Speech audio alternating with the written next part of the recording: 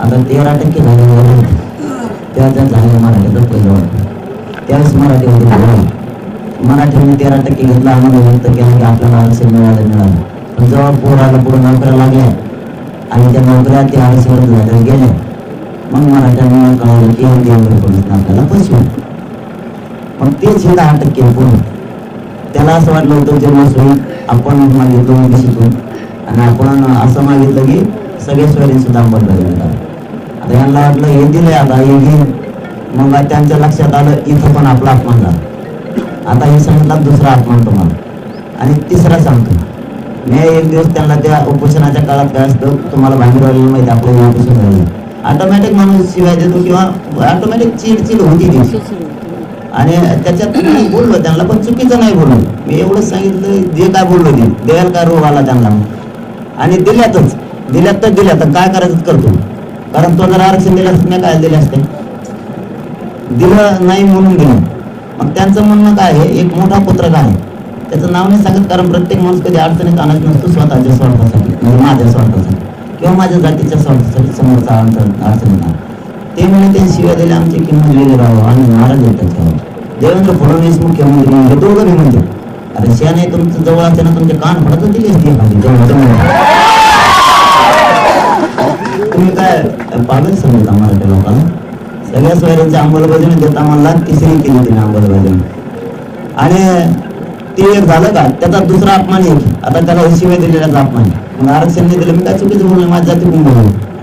दुसरं ते आम्ही शहर संभाजीनगरला येणार ते मराठी हुकूम लावून काय हुकूम लागले, आता मराठी तराला लागले ते लावलं हुसकून त्याला. ते नरेंद्र मोदी येणार होता, 3 होतं त्यांचं, आणि त्याचं असं म्हणणं आहे आता चौथं हे जे 10% आरक्षण आहे त्यांनी हा म्हणा मी, आणि मी हा म्हणून म्हणजे माझं समज तुम्ही वाटलं केलं त्याचा अर्थ असं होता. आणि मी ते हो म्हणतो काय हरकत नाही, पण सगळ्या सोयरीचं अंमलबजावणी करणं. मग आम्हाला जे घ्यायचं ते आम्ही आमचे मराठी घेऊ, सगळ्या सोयरीचं घेऊ किंवा ओबीसीतून घेऊ किंवा कोणबी घेऊ, ते 10% घेऊ. नाही ते 10% गोदावरी घेऊन बोलून टाकू पाण्यात आम्ही, तू दे ना आधी सगळ्या सोयरीचं. आणि त्यांचं इतकी खतखत येते, मग त्यांचं लक्षात आलं हे पोरगं एवढं निष्ठावान आहे, हे माया इतकी माया करते समाजावर, हे कधीच करू शकत नाही. मग मंत्र्याला सांगतो मराठी, तुम्हाला जर मोठं व्हायचं भाजपच्या जीवावर तर त्याला आवरा. आता ते सांगायला गेले की मराठी काय करत नाही. दुसरं सांगतो, भाजपची सत्ता जर आणायची असली त्याला बदनाम करा, उकरून करा. एक आपल्या कारखान्याचं माकड उचलून गेलं त्या नारायण राणेने, आणि 2 गावरातले नेले बोलायचं त्यांच्यासाठी मग वावर गेलेले, आणि ते आता विरोधात बोलायसाठी गेले. तुम्ही नुसतं सापडा आम्हाला मुंबईत, आणि ते दुसरा एक गोवाने आला. हे असे मग यांनी चाळी सुरू केली बदनाम करायचं. माझ्यावर एक पण दाखव, बाकीचं लांब राहिले मी इथून भांडले तर मागं ठेवतो. काही जोडू नको देवेंद्र फडणवीस, तू घोडी गुलाबी आंदोलन हाता. त्याच्या डोक्यात काय होतं माहिती तुम्हाला, यांनी चांगले चांगले गप्प काय चांगले तुम्ही शोधून बघा. तुम्ही कोणी राष्ट्रवादी भाजप शिवसेना काँग्रेस असं बघू नका, मराठा म्हणून बोला माणसाला. आणि त्या भाजप मधल्या मराठ्यांनी नीट झक मारा. तुम्हालाही सांगतो मराठा म्हणूनच वागा, लय त्याच्या बाजूने बोलू नका. आणि सगळ्या पक्षातलेच भाजपसह सगळ्या पक्षातलेच नीट झक मारा. तुमची मराठ्यांच्या विरोधात बोलायचं काम नका करू, लय नीट राहा थोडं, कारण मी मराठीसाठी जीव जाळायला लागलोय. फालतूपणा नका करू.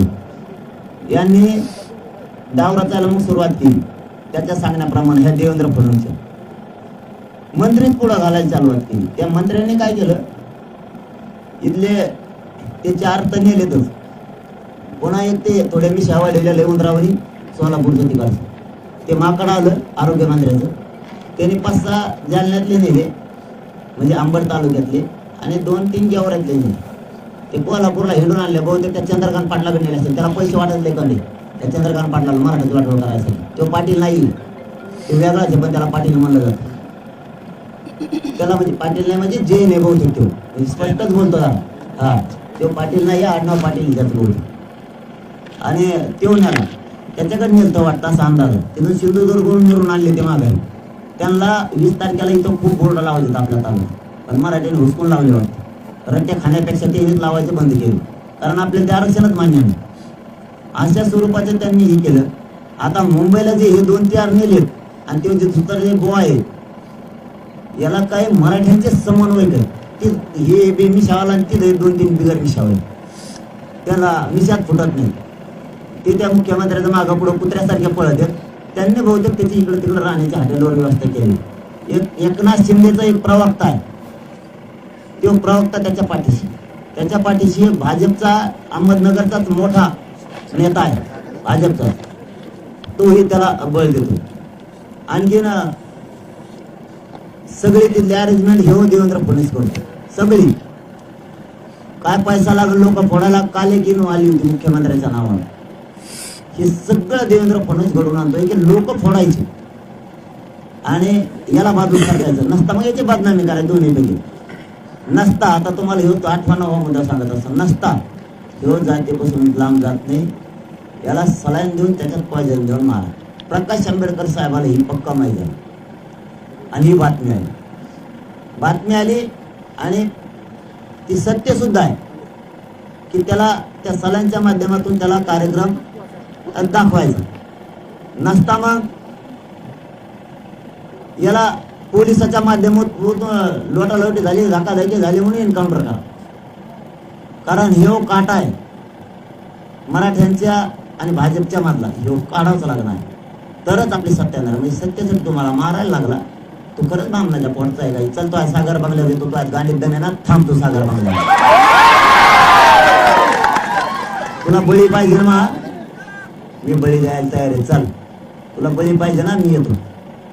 पण मराठ्यांच्या डोक्यावर ओबीसी आरक्षणाचा गुन्हा टाकतो, नाही तर तुला सगळ्या सोयऱ्यांचीच अंमलबजावणी करावं लागणार आहे. दोन्हीपैकी एक तर माझा मुद्दा वापस पाठवू, नसता तुला सगळ्या सोयरीची अंमलबजावणी करून मराठा ओबीसीला आरक्षण द्यावं लागलं. त्याशिवाय देवेंद्र फडणवीस तुला आता सुट्टीच नाही, तुला आता सुट्टीच नाही. याने तुम्हाला 12-13वा मुद्दा सांगतो आणखी काय काम केलं. याने नारायण राणे बोलायचं नसून त्याला विरोधात घालायला लावलं, बळच बोलायला लावलं. छगन भुजबळ यांनीच पुढं घातलं. छगन भुजबळ सदावर्तेला याच देवेंद्र फडणवीस पुढं घातलं. कारण श्रद्धे शब्द माणूस कोणाला वापरत असतो माहिती तुम्हाला, अति जीवाच्या. तेव्हा सदावर्त्या त्या देवेंद्र फडणवीसला म्हणतात तू श्रद्धे देवेंद्रजी फडणवीस आहे. बघा भाषणात तुम्ही इतकं आपण केलं, जीवाच्या माणसालाच माणूस बोलतो, त्याला पुढं घातलंय. आता हे तेच याचिका करतात तेच. बरं त्याच्या याचिकेत कोण दाखल करतो अर्ज, तर सरकारचा ऍडव्होकेट जनरल, ज्याला गृहमंत्र्यांनी सांगितल्याशिवाय अर्जच करता येत नाही, तो अर्ज करतो. खाजगी याचिका करत्यात अर्ज सरकारला करता येत नसतो तरी त्याला, आणि कोर्टाला निर्णय बदलायला लावला. मग मी कालपासून त्या कोर्टात सुद्धा सलाईन तोडून टाकले. अरे ज्या सरकारचं त्या न्यायालयाचा सन्मान ठेवला, सलाईन घेतल्या, आणि त्यांनी आमच्याकडून बी बोलायला पाहिजे, सरकारकडून बी बोलायला पाहिजे. कारण कायदा सुव्यवस्था बिघडली नाही पाहिजे ही जबाबदारी सरकारची. तुम्ही नीट समजून घ्या मी काय काय सांगतो. कायदा सुव्यवस्था बिघडली नाही पाहिजे, जाळपोळ नाही झाली पाहिजे आणि जनतेचे प्रश्न सुटले पाहिजे ही जबाबदारी सरकारची. तर ही जबाबदारी कोणी घेतली? कोर्टाने. कोर्ट कसं काय घेऊ शकतं? कोर्ट कधी घेणार? उदाहरणार्थ तुमच्या गावावर सांगतो, तुमच्या गावात जर सरपंच नसला तर सरपंच होईपर्यंत ग्रामसेवकने काम करायचं असतं, म्हणजे प्रशासक बसला. तसं या राज्यात विधानसभा अस्तित्वात आहे, विधान परिषद अस्तित्वात आहे, राज्यपाल अस्तित्वात आहे, मुख्यमंत्री अस्तित्वात आहे, सरकार अस्तित्वात आहे, गृह मंत्रालय अस्तित्वात आहे, पालकमंत्री अस्तित्वात आहे. बोलायचं काही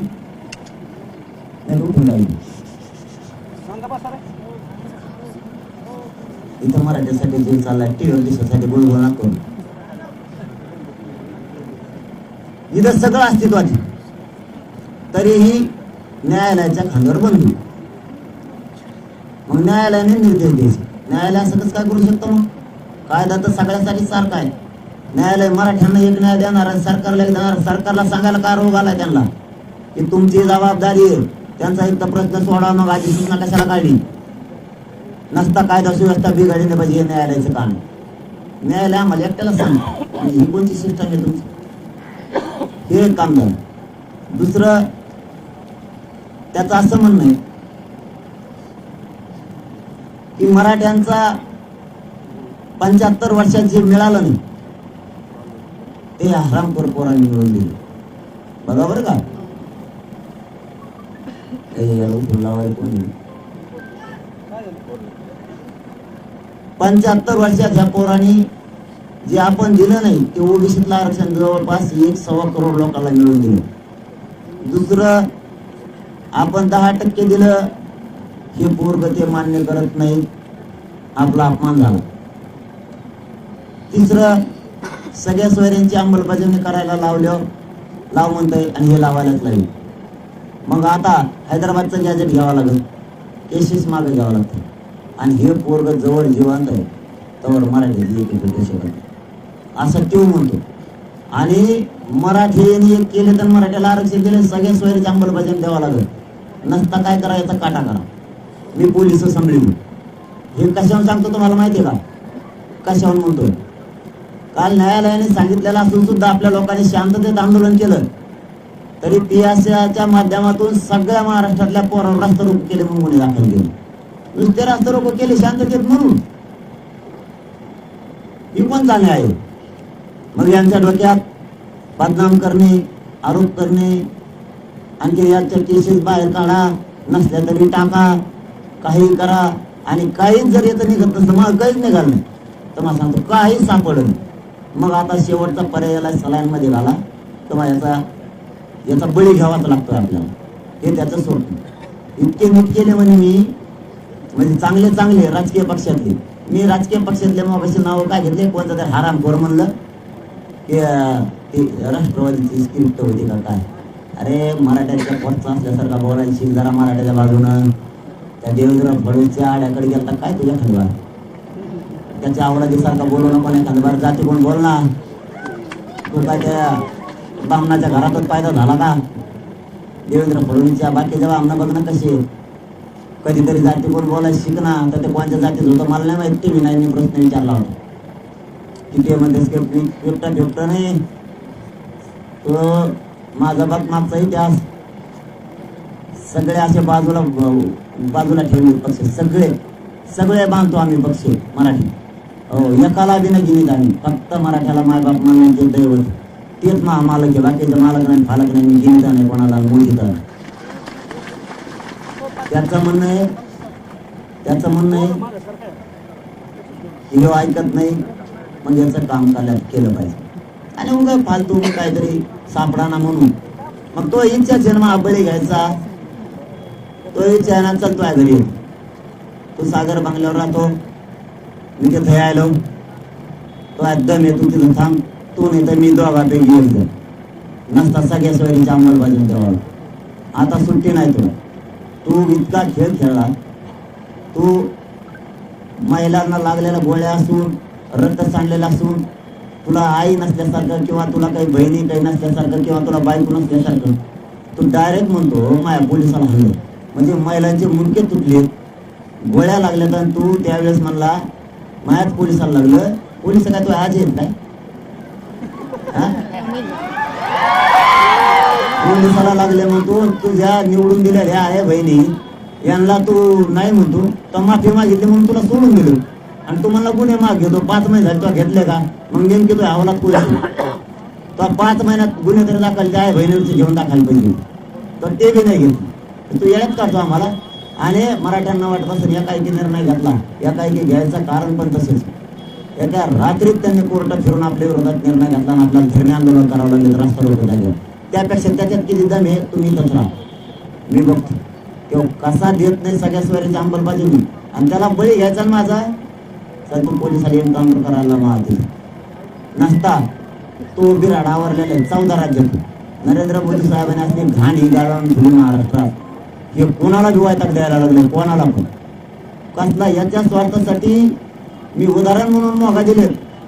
जे लोकांनी उद्या आहे ती आपण आपल्या पक्षात घातल्यात ते कधीच बाहेर जाऊ शकत नाहीत. पण याच्या भेणं किंवा जेलला टाकेल म्हणून लोक पक्ष सोडून त्याच्याकडे गेले. आणि याला हे सोडून घेऊन काय करायचं? अहो कधी आपल्या कळण्यात आहे का माय बापा? 5 वर्षात सगळ्या पक्षाची सत्ता आली असं आपल्या कळण्यात का आहे का? काँग्रेसची आली, भाजपची आली, शिवसेनेची आली, काँग्रेसची आली, राष्ट्रवादीची आली, सगळ्याची बारी आली.